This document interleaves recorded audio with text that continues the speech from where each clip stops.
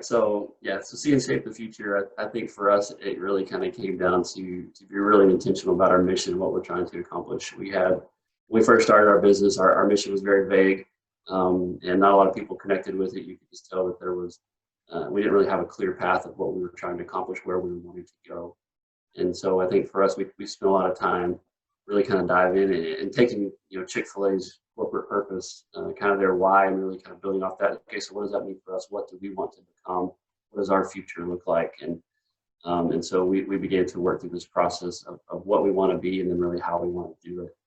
And so for us, we began we crafted this mission, and we began to use that in orientation. So every new team member that comes on, we cast this vision for them up front. It's not just here's your policy manual and read through it, and that's your orientation.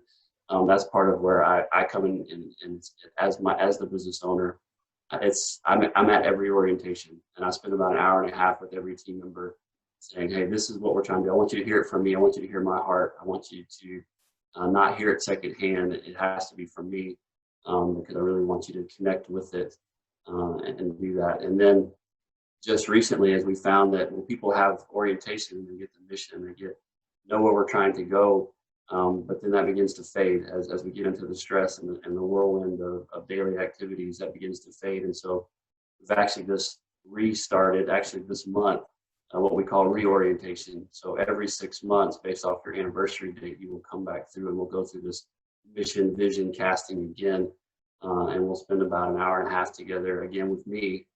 So again, they're hearing it from the person who's responsible for it, but also as just an accountability measure, knowing that I'm accountable to the mission just as they're accountable to the mission.